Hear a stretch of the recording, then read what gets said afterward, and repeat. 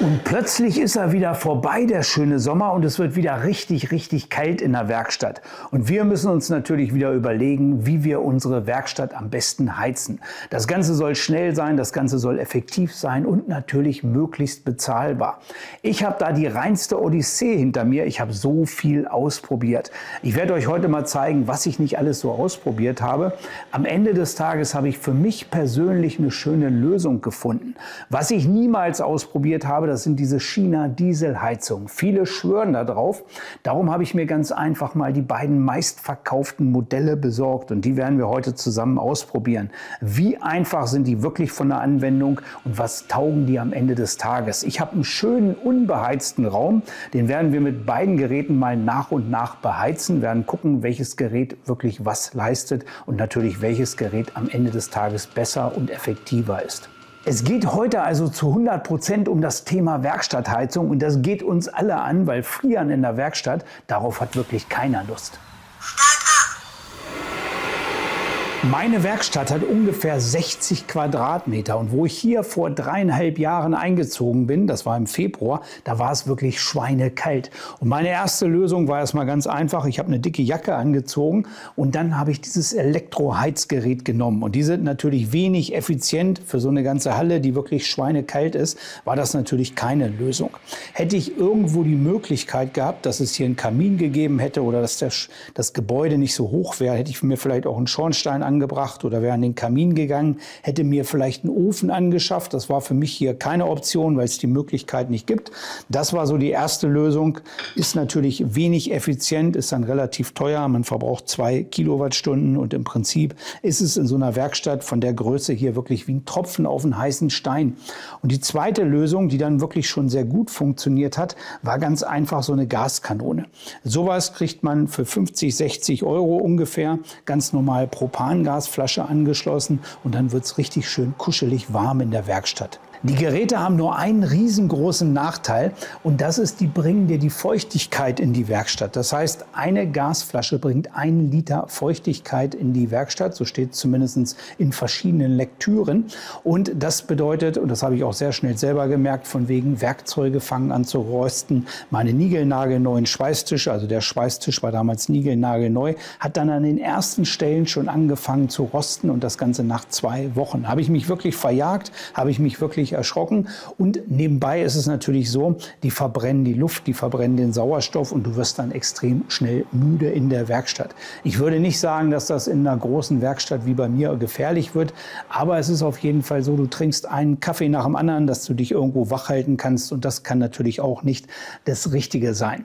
Was ich aber heute noch mache, wenn es sehr kalt ist und meine Werkstatt braucht natürlich ein bisschen, bis er anläuft, dann nehme ich das Gerät, mache das mal 5 Minuten an und ich habe eine richtig gute Grundwärme. Dafür sind die wirklich extrem effektiv. Wenn man in so einer Werkstatt hier eine gewisse Grundwärme haben will, so Samstagmorgen hier rein, es hat die ganze Nacht gefroren von wegen, 5 Minuten später ist es hier drin wirklich kuschelig warm. Dafür sind die Geräte perfekt und darum würde ich das Gerät auch niemals abgeben. Mein nächster kleiner Versuch war dann so eine Infrarotheizung. Das heißt, sowas kann man heutzutage kaufen. Für um die 100 Euro kann man aufhängen wie ein Bild. Geht dann einfach in eine Steckdose, ist jetzt schon bei 20, 21 Grad. Und dann strahlt einen das Ganze an. Das erwärmt nicht die Halle, das erwärmt nicht die Luft, das erwärmt nur den Körper, den es anstrahlt. Ich finde das Ganze gar nicht mal so verkehrt. Es ist aber auch und hat extreme Nachteile. Das heißt, von wegen, ich werde von hinten schön angestrahlt. Wenn ich mich jetzt hier vorstelle, ist es auch wirklich schon sehr angenehm. Nachteil ist halt von wegen, von der anderen Seite bleibst du kalt.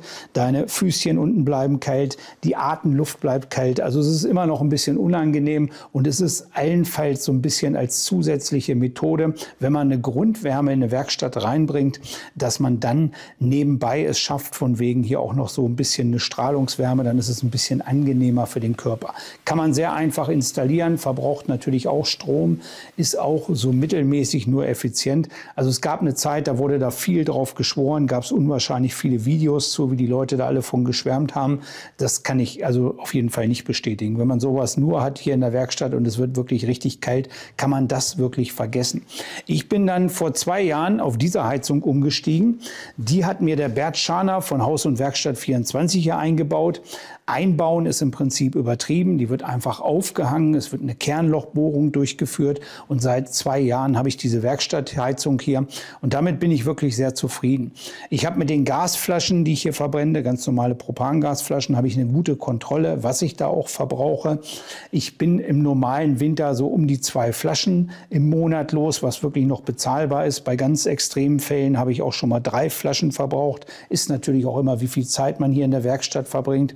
Nachteil ist natürlich, das ist keine Heizung, die das Ganze hier in 5 Minuten warm macht. Das heißt, ich komme oft 2, 3 Stunden vorher hier kurz her. Wenn das sich ergibt, mache das Ganze hier an und 2, 3 Stunden später ist das Ganze hier schön muckelig warm, angenehm warm. Hiermit kann man die Heizung oder die Werkstatt wirklich effizient heizen.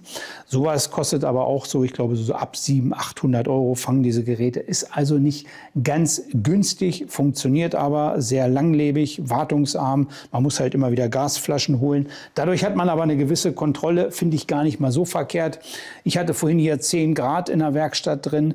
Das ist dann langsam aufgeheizt. Ich bin jetzt ungefähr eine Stunde hier in der Werkstatt. Jetzt ist es schon bei 13,8 Grad und langsam wird es halbwegs angenehm, dass man hier arbeiten kann. Ein Split-Klimagerät, also eine Klimaanlage, mit der man auch heizen kann, wäre natürlich auch eine Lösung. Die sind unglaublich effektiv, sind aber von der Anschaffung her nicht ganz günstig. Also muss man schon erstmal ein bisschen Geld in der Hand nehmen, muss man meistens auch installieren lassen. Dann ist man schnell mal so bei 2000 Euro. Auf der anderen Seite hätte ich so ein bisschen das Problem, mein Vermieter hat eine riesengroße Photovoltaikanlage.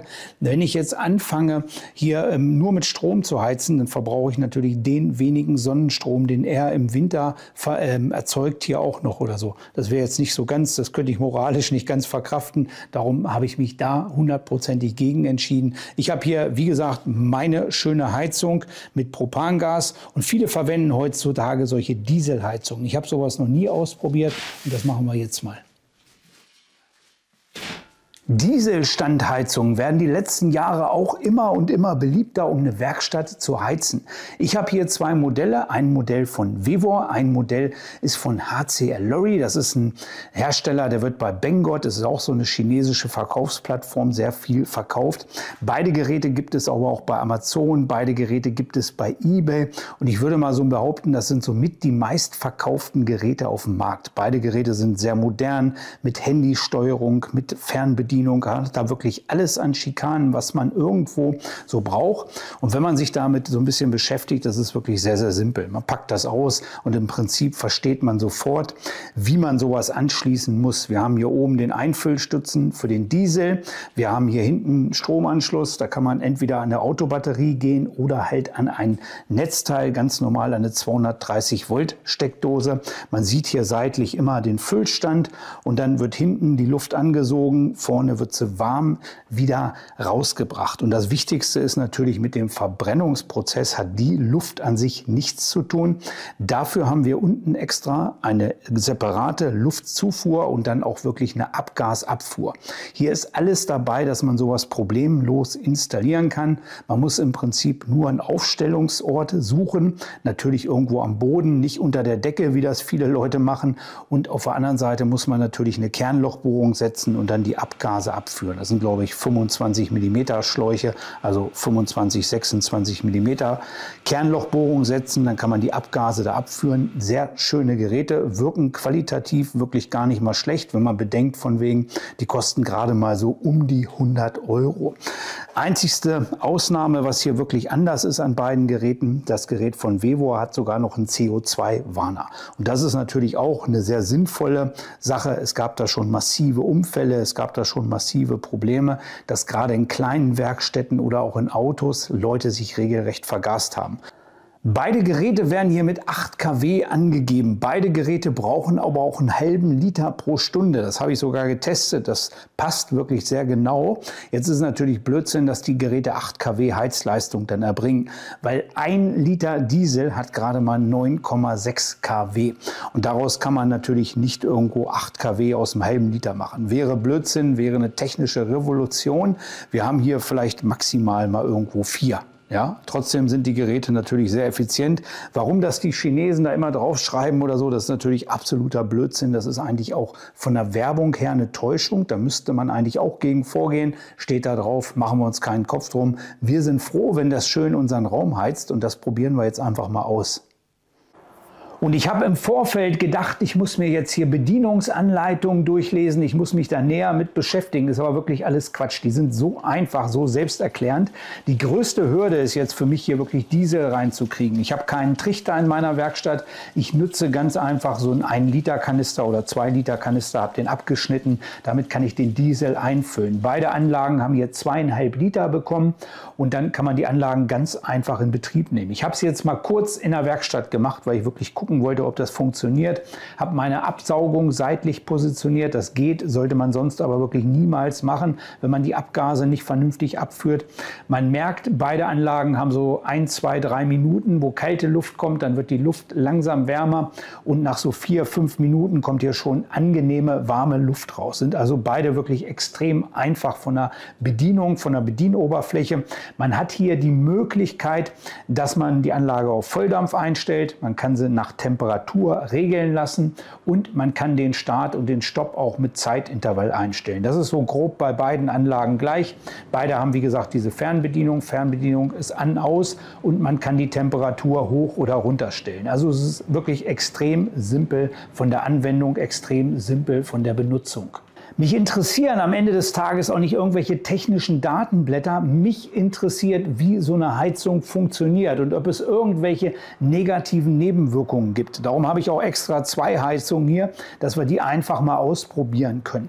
Und ich werde anfangen mit der HC Alluri. Ich bin hier in meinem Wintergarten. Das ist so eine Art Anbau. Nutzen wir leider viel, viel zu wenig. Hier ist zwar eine Heizung drin, die ist hier seitlich, die ist aktuell aber aus.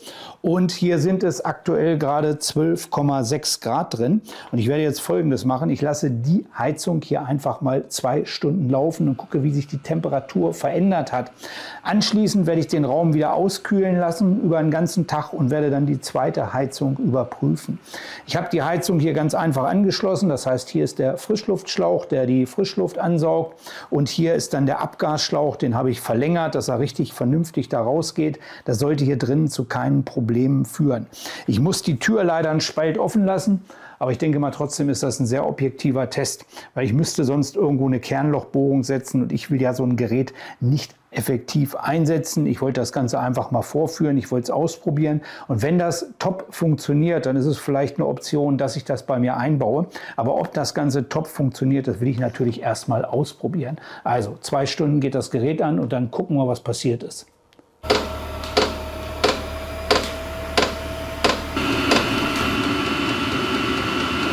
Gerät läuft jetzt eine halbe Stunde, und wenn es erstmal richtig anläuft, dann ist es nicht gerade ganz leise. Würde mich jetzt nicht stören in der Werkstatt, ist aber nicht ganz leise. Das Gerät läuft eine halbe Stunde knapp, also hier 1 Stunde 31, 22 ist noch zu gehen zu den 2 Stunden, also 29 Minuten haben wir hinter uns, und es ist hier schon 15,7 Grad warm geworden, trotz dass die Tür leicht auf ist. Und wenn man jetzt hier die Hand vorhält oder so, das ist schon wirklich richtig kuschelig warm.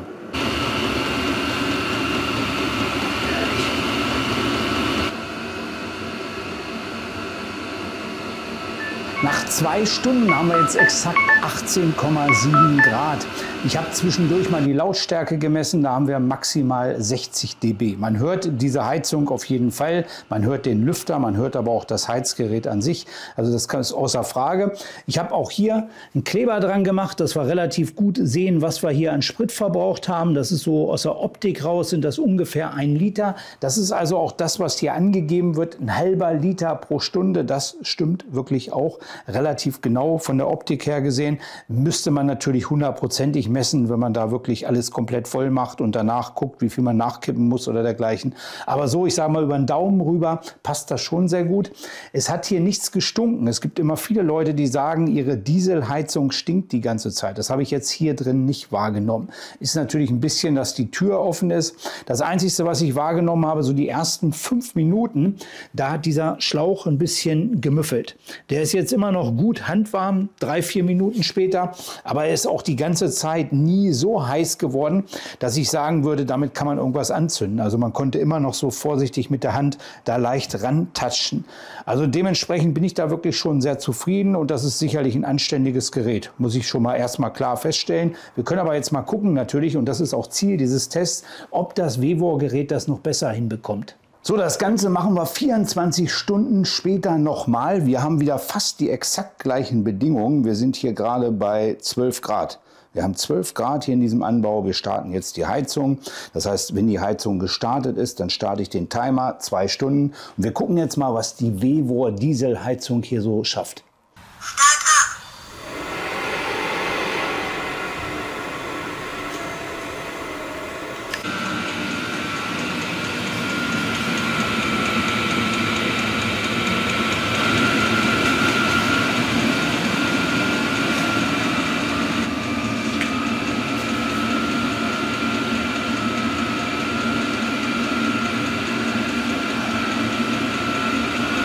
Und nach genau 2 Stunden schalten wir auch die Vevor-Heizung ab und wir sind jetzt hier bei 17,7. Es geht hoch auf 17,8 Grad. Vorhin hatten wir 18,8, 18,9 Grad. Also es ist schon so ein bisschen ungefähr 1 Grad weniger, merkt man schon. Und wir haben natürlich ein bisschen tiefer angefangen. Also es ist relativ vergleichbar, obwohl man muss sagen, von wegen die Vevor-Heizung hat bei gleichen Voraussetzungen etwas weniger Wärme hier in diesen Raum reingebracht. Das ist mal ein ganz objektiver Test. Testaufbau ist jedes Mal gleich. Man kann den natürlich irgendwo bemängeln. Tür ist so ein kleinen Spalt offen. Auf der anderen Seite ist es natürlich so ist auch nicht die ideale Form, dass wir hier nicht in den Raum reinstrahlen, sondern hier aufs Hundebett. Der Hund würde sich natürlich freuen, wenn er da liegt. Er ist heute nicht da.